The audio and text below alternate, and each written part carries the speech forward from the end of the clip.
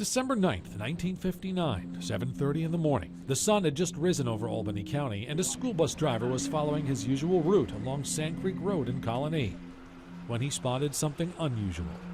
Sees what he appears to be a female body on the side of the road. Colonie Police investigator Kevin Terry says she was face down in a drainage ditch and had been savagely beaten. At the time, Colonie Police had little experience with murder investigations. Stories passed down from retired officers suggest their predecessors may have botched the handling of the body and processing the scene. There is no documentation to support that, but state police were called to assist. 21 pieces of evidence were recovered, including hair, fingernail scrapings, a car jack, and impressions of tire tracks. They were processed to the extent of what the lab could do in 1959, which was significantly less than what they're capable of in modern times. With no identification on the body, a news alert was issued with the woman's description. Soon after, a man approached officers having lunch in a local hamburger joint, a worker who said he might know the woman. His name was Nelson Paul. He identified the victim as 18-year-old Ruth Whitman, his fiancée. Interviews with friends and family put Ruth at a house fire on Lancaster Street the night before she was found dead. Some witnesses said she was there with a man watching crews fight the flames. Not the fiancé, though. He'd been at work at the nearby White Tower restaurant. An autopsy showed Ruth had been struck with a blunt object and beaten to within an inch of her life.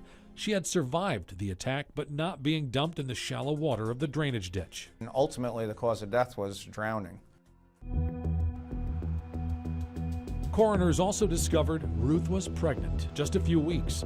No one claimed to know anything about it. The evidence pointed to no one in particular, although an early suspect, Nelson Paul's alibi was solid. Meanwhile, interviews yielded two very different pictures of Ruth. Some people have her as a very quiet, shy, non-interactive type of person that was always with Nelson Paul. Others said Ruth drank a lot and was often seen on Green Street, Albany's red light district at the time. Ruth had family there, but some suggested Ruth was a sex worker, something investigators were never able to disprove. They were able to come up with a list of around 20 different men that said that they had been with Ruth. Every lead they developed was a dead end, and then a jolt to Ruth's family. Nelson Paul, her fiancé, who had returned to his native Canada after Ruth's death, was arrested for killing a man. It raised new questions then and now. This is Nelson Paul. Coming up at 6, an 82-year-old Nelson Paul is found in Canada and speaks to investigators about the murder of Ruth Whitman.